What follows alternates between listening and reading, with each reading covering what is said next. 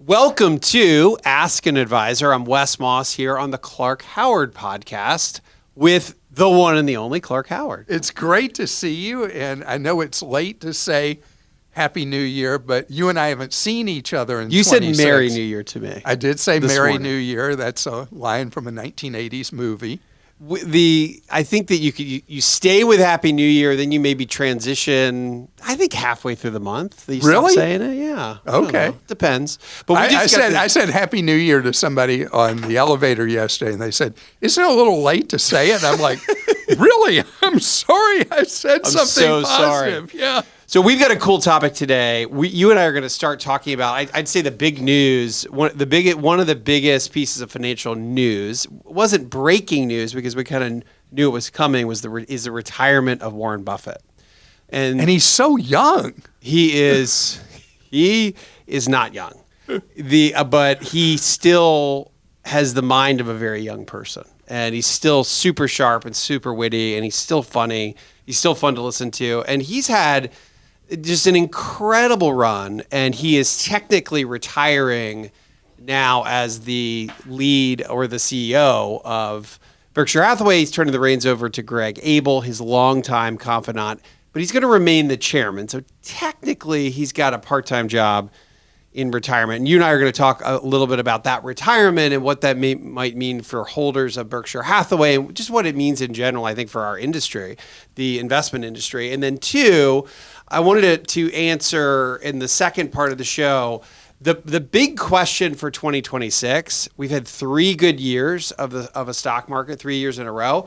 Can we have another good year? Can you have a 4th good year? So I'm going to answer some questions around that. I don't know the exact answer, Clark, as you and I both know, but I think we can answer some questions to give us some context around it. So what do you let's start with you. What do you think about the whole Buffett retiring thing? I mean, first of all, this is like a meteor. There's never been somebody like him.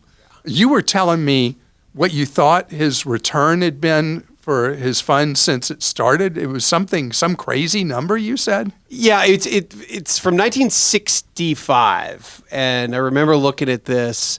He publishes an annual letter every year, and it's so straightforward the way they do it. They put the Berkshire return and the S&P 500 return since they started. And when you look down the column and compare them, they don't look that different from a year to year to year, but the numbers come out to something like, since he started the S&P 500, has compounded at about 11% a year, and Berkshire is almost 20% a year. So it's like 19.9% annualized compounded rate of return. And so the S&P 500 is up, call it close to 40,000%, something like 39,000%, which sounds unbelievable. Sure. Berkshire's return is more like 5.5 million%. All right, you got to say those two numbers again because it just doesn't even compute. Right. You would think 10% compounding versus 20%. How could they be so different? It's that every tick higher, when it comes to compounding, it gets exponentially greater, not just proportionally greater. And that's why, and I've had to double check these numbers because you're right, it's hard for your mind to even comprehend it. Think about this. It'd be to be that high, that long-term compounding, $1,000 back in 1965 would have turned into more than $55 million. So do you keep invested? So that's such a great question because first of all, Warren Buffett's always said himself, it's time in the market, not timing the market. And the stats you showed either way show the value of, through thick and thin, staying in the market, right. Being well-diversified, staying in the market. So for me, I think back to the Magellan Fund and Peter Lynch days, who was considered to be, at that point, the greatest investor in the history of humanity, right? Right. And so the fund, when he stepped back and retired, he was just exhausted, I think. Yeah. Because he worked 7 days a week, he was flying all over the world. Yeah.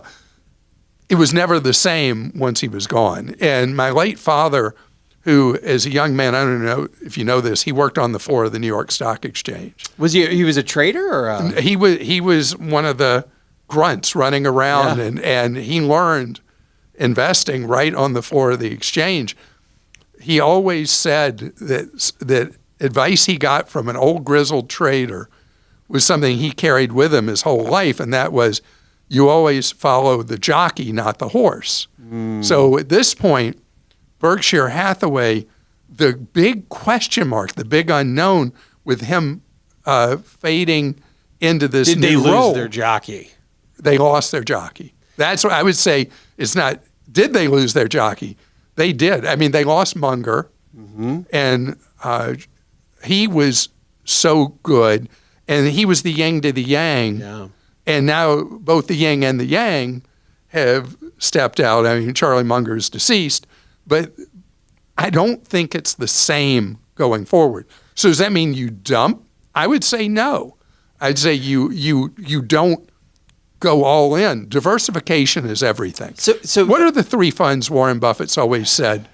If you don't have a lot of money and you're trying to invest, there's like 3 Vanguard funds. He says, buy those 3 and you just hold them and you're and I gonna be remember fine. he's famous for making bets on the portfolio managers not being able to outpace the S&P 500 over a 10-year period. I think he's bet many people that, but he's really said S&P 500, which of course Vanguard has.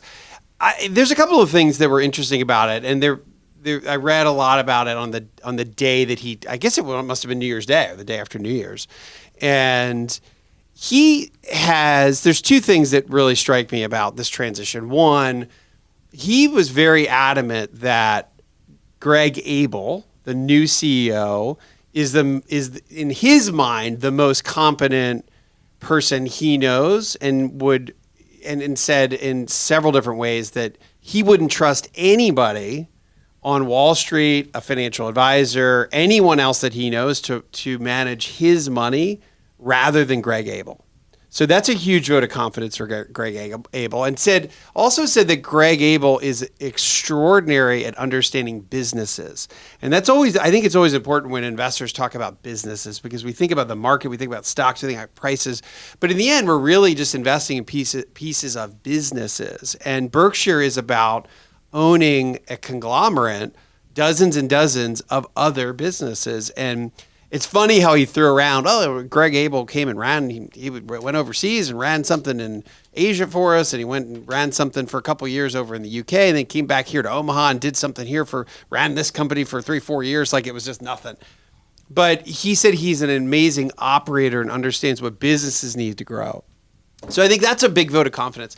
The other thing, Clark, over the last year here on the Ask Advisor show, there were a lot of questions from our listeners, and I think the question still stands to this day, about the top heaviness of the stock market, the concentration in just a few companies, and the diminishing number of companies, right? Remember, if you go back 25 years, there were 8,000 publicly traded companies, and I'm rounding here. Today, there's less than 4,000. So and that's because of consolidation. You think RTX was Raytheon, and all these different businesses that are now 5 different businesses are now just one stock because they merged. Warner Brothers, Discovery is just one company. But the one thing I think is really interesting about, and you may not like this, because our last debate we started talking about private companies, so don't get too excited here. One thing that I think is cool and unique about Berkshire is how much exposure they have. They're publicly traded to all these private companies. Sure. And I think that's interesting. Do you like that? Would you all right. call that private equity? No, I would not call that private equity, because Berkshire Hathaway doesn't lay on one layer after another of expenses that is so much at the heart of private equity operators, where private equity operators to me are sales organizations. They're story sellers. And the way they sell the story is making sure that everybody gets their cut except the end consumer, the end investor. So I would say that's a different thing. My thing with Berkshire Hathaway is it was a unique thing, totally unique. There's never been anything like it. And it was driven so much first by one man and then by two. Mm-hmm. And no matter how able is, it's going to be different. Yeah. So I would say you don't throw the baby out with the bathwater. You just don't sell your Berkshire Hathaway. But you need to be careful how much of the investing you do is tied up in this one company with a big question mark on what they're going to be going forward. The returns you talked about, double the S&P 500, that is so out of the ordinary, so rare. And probably virtually impossible moving forward. Exactly. Virtually impossible. Exactly, because it's a much bigger base as right, well. Exactly. If you really want to understand how it got to have such a outperformance, it's those early years. If you go back to the 60s and some of the decades, I remember looking at different annual rates of return. You go back to some of the 60s and the 70s, they had a couple years where it was over 100%.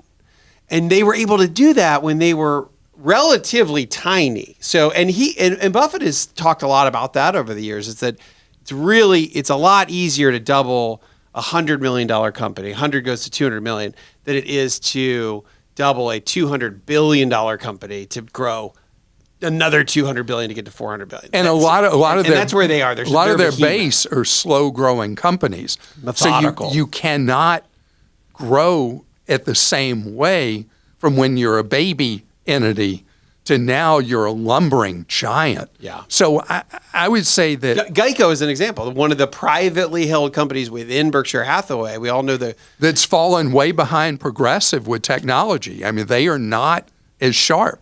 Yeah, you don't like Geico as much, do you, as some of the others? No, I mean, Progressive, when I look at insurance companies, the companies that are doing all kinds of experimentation with charging per mile, and then you look at Progressive, that has been the most precise at calculating risk on an individual driver and charging premiums that work with that. I mean, those are the kind of things that Geico has been lag behind on, lead-footed on. So, and by the way, Progressive has the best commercials of all the insurance carriers. And by the way, Flo is a very nice woman. I've met. Do you know Flo? Well, that rhymes. Or you met her. Do you know Flo? Yeah. All right. So our consensus is that we don't. I agree with you. It's different moving forward. Berkshire Hathaway.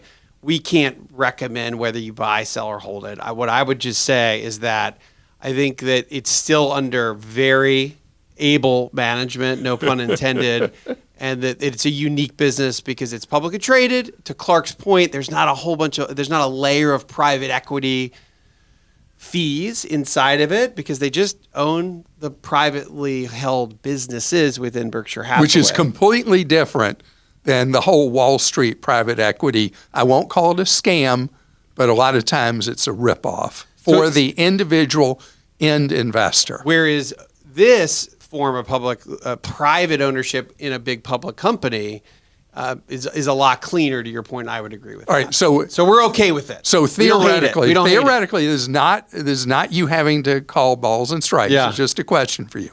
If you theoretically owned Berkshire Hathaway, I don't know if you do individually, but if you did, would you just sit with what you've got? Would you reduce your position a little? Would you increase at this point? Would you sit on your hands with whatever you have? Rubber meets the road, and I would just say I'm a long-term investor. I try to be a buy and hold investor unless something fundamentally and drastically changes, and I don't think that this is a fundamental or that a drastic enough change. But we both agree. I don't want to put words in your mouth. Yeah. Both of us would agree that the returns forward are not going to be 5 million% or whatever you said. Was it 5 million? 5.5, almost. Yeah, more than that. Yeah, that's not. If you were to look from 65 to 25. Yeah, 25. 25 looking forward to 85. We're not going to see a 5 million% return. It just would be it's almost impossible. The other thing, and we'll close with this, is one of the things that I liked that Buffett said that he would, if he had to make a bet on a company that would still be around, here's maybe the key, in 100 years from now, he likes Berkshire's chances. All right, coming up, we're going to answer some of your listener questions. And we're going to look at the outlook and try to answer the big question coming up in 2026. Can the market possibly have another good year? Welcome back to Ask an Advisor. I'm Wes Moss, along with Krista DiBiase. Sorry, Clark's not here anymore. Clark exited, went to one of his other many jobs. Krista's back. That was so fun. I love it cool. When you guys do stuff together. I love that. None of that is planned, by the way. No. If people are wondering, that is a very impromptu thing where Krista DiBiase, who is one of the reasons she's a great producer, just says, hey, wait a minute, I'm going to go get Clark. And then that's what happened. So so we're going to start with 2026. Yes. Because we're in 2026. So the reality here is that there are always Wall Street outlooks, and every single firm, the big Goldman Sachs, Morgan Stanley, Merrill Lynch, Bank of America, everyone tries to do an outlook. There are outlooks for S&P 500 targets, and you'll get the top 12 investment banks that give their target S&P 500, and they're all the smartest people in the world. And then one of them comes up with one number that is 20% different than the other number, and they all have great reasons for them. So it's interesting to look at, but there's just, everyone has an opinion. And even if you were to ask the folks that are putting out target numbers for where the market is going to end up in 12 months, they'll tell you that it's a lot of that is guesswork. So one of the things I wanted to do for the 2026 outlook is just answer what I think are some key questions now that we are in the new year, and try to get some context around where we think things fall on some important questions that then can maybe help us determine if we're going to have a good year or not. So let's start there. Here are the 5 questions that I want to address. One, what does history tell us about a mature bull market? We've been in a bull market for 3 years. What usually happens once we've already had a long run? Number 2, is AI finally ready to deliver on all the hype and all the promises? 3, what kind of stimulus is starting in 2026 over this first couple of quarters, and what does that mean for economic growth? 4, what about interest rates? Where are interest rates headed, and what does that mean for investors? And 5, midterm elections. What usually happens around a midterm election? So let's get some context around those 5 areas. 1, the reality is that bull markets typically have a longer runway than bear markets. Bear markets tend to be short, violent. They're 3 months, 6 months, a year and a half, and they're quick and they're painful. Bull markets, on the other hand, are typically 5 to 6 years long. They once they get momentum, they last a long period of time. If you go back and look at charts of bull versus bear, the periods of time the market is climbing without a 20% decline, those are significantly longer. So the average bull market lasts 58 months and it rises about 172%. That's the last 14 bull market cycles. So it's a lot of data. We're at about month 32 on this rise.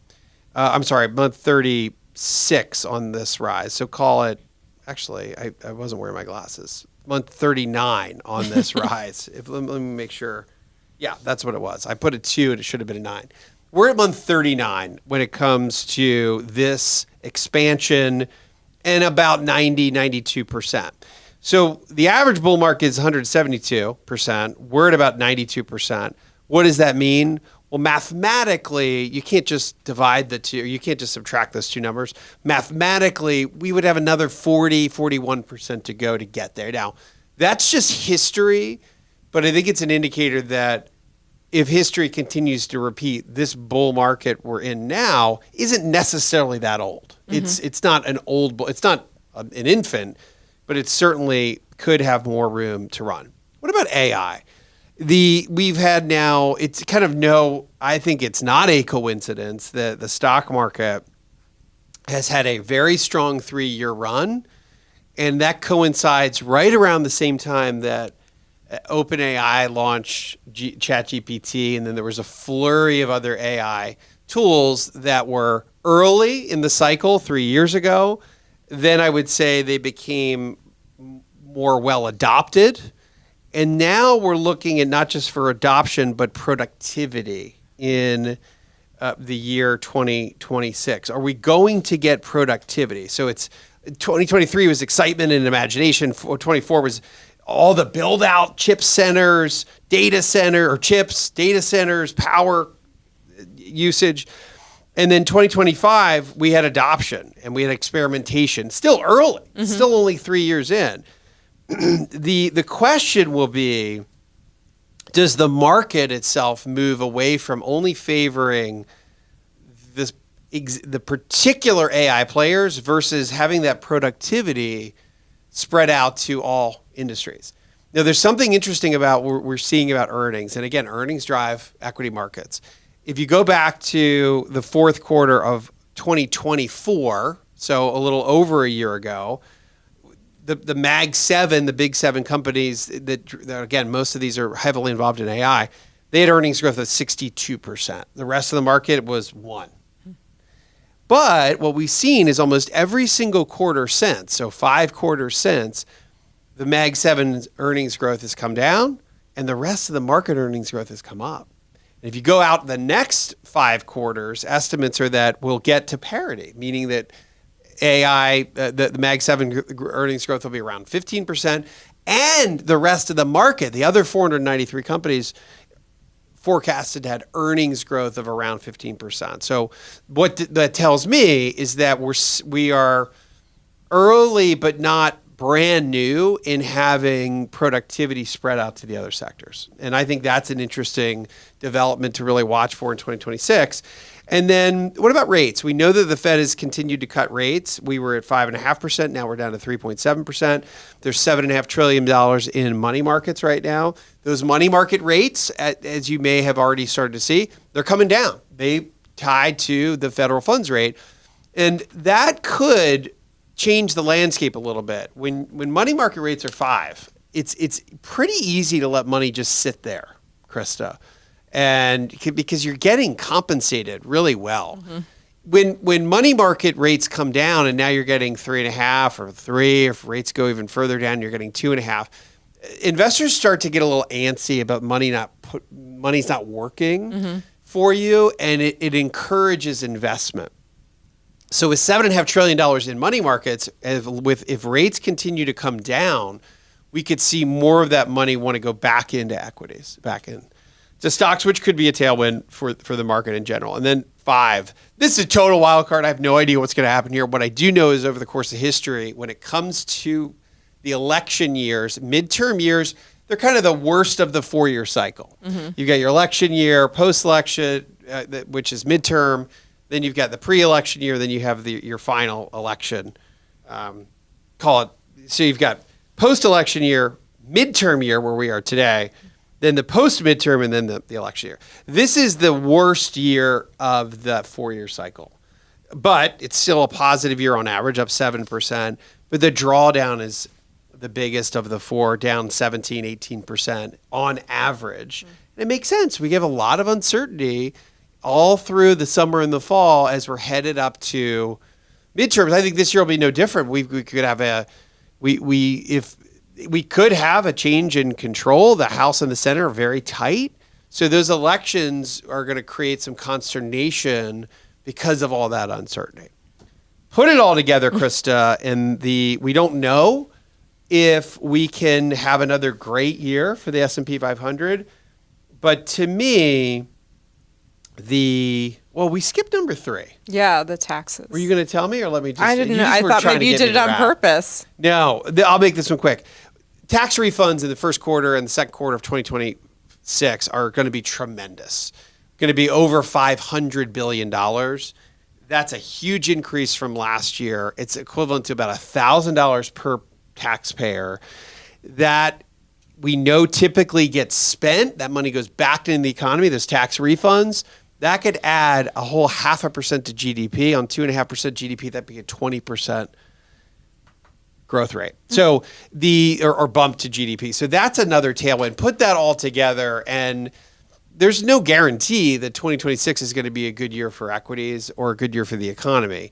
But the way I see it, there are a lot of tailwinds supporting a pretty good year for the economy that could translate into equity markets as well. Great. All right. Okay. Well, Q&A.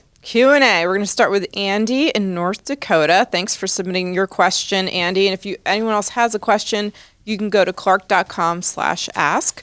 Andy's question is this. I love these from North Dakota. All right, Andy. Can you briefly review dry powder options? I'm looking at money market through Fidelity. Is that and similar funds considered dry powder? And I gave you the fund name.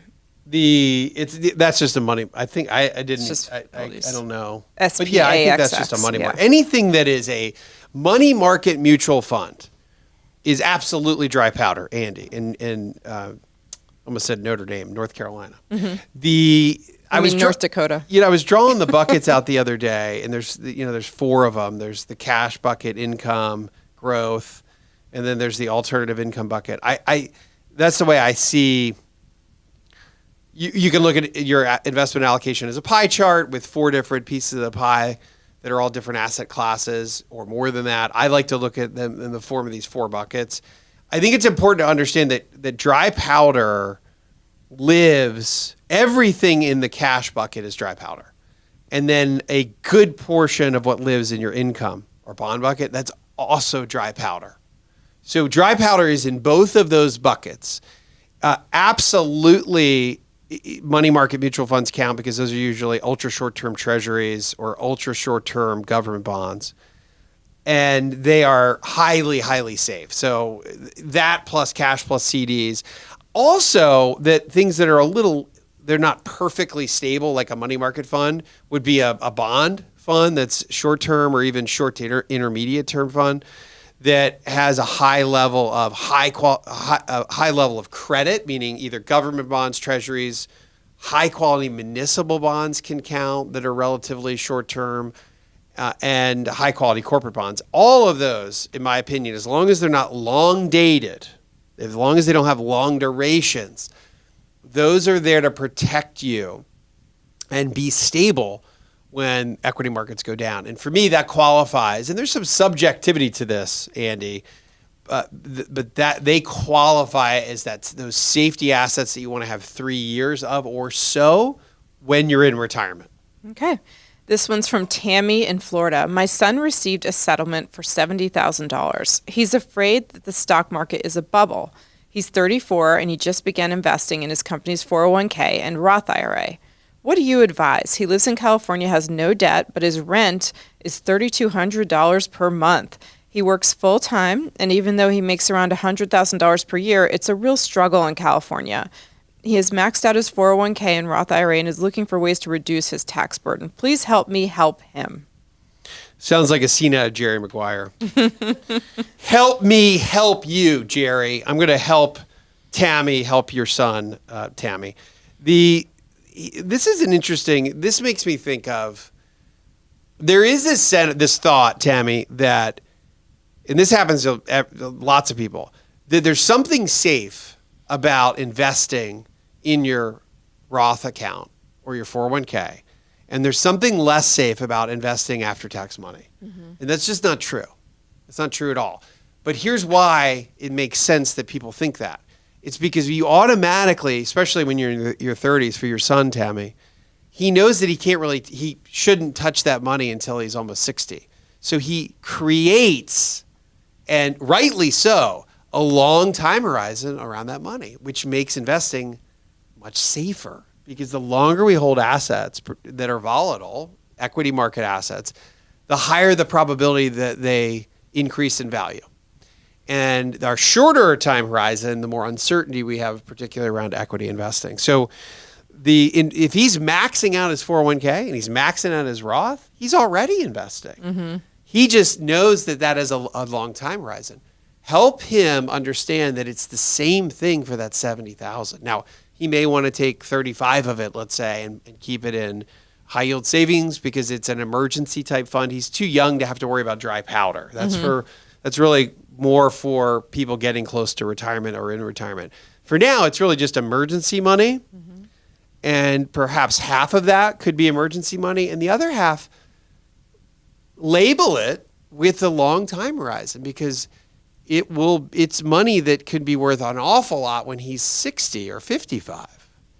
And everyone's always worried, but this is it's such a classic worry. Everyone's always worried that we're at the top of the market and you don't want to invest. When markets are down, you're also worried that they're going to go down further, so you don't want to invest. There's always a reason that it's kind of scary. So what can you do to get over that? One, understand it's a long horizon. Explain that to him. Number two, mechanically, it may just be easier to do it systematically or as a dollar cost average. So you say, I'm leaving half it in high yield savings, the other 35 is going to get invested. Let's call it in a broad diversified index fund. And I'm going to do it over 6 months. So I'm going to do $5 or $6 grand per month, and then it'll be invested in half a year. And that could be helpful as well. Okay. And then this one came in from Kevin in Ohio. Hello, Wes. I wanted to get your take on dividend-producing ETFs as a strategy in retirement. I don't hear many talk about it, but it seems like it could be a viable option. For example, I'll have a state-sponsored pension when I retire in 15 years, so that will be my main source of income. I also have a 457B account that I'm anticipating will have approximately $250,000 in it when I retire. If I rolled that over into an IRA and into a dividend-paying ETF, paying an annual dividend yield of about 4%, that would give me an annual income of approximately $10,000 to go along with my pension. I'll also have a Roth IRA in retirement and no Social Security. Do you think this is a good plan? Kevin, absolutely. I think that dividend investing that is, to me, how I like to invest, particularly when you're thinking about your retirement years and you need to start taking income. So I'm a big believer in income investing, but income investing isn't just dividends. It's dividends from companies. So I'm a believer in dividends on the equity side. And when I talk about income investing, it's getting income from many asset classes or multi-asset class. So I want to get interest from bonds and distributions that come from REITs and pipeline companies, et cetera.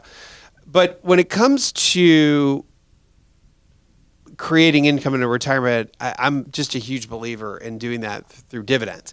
But there's a little bit of a reality check.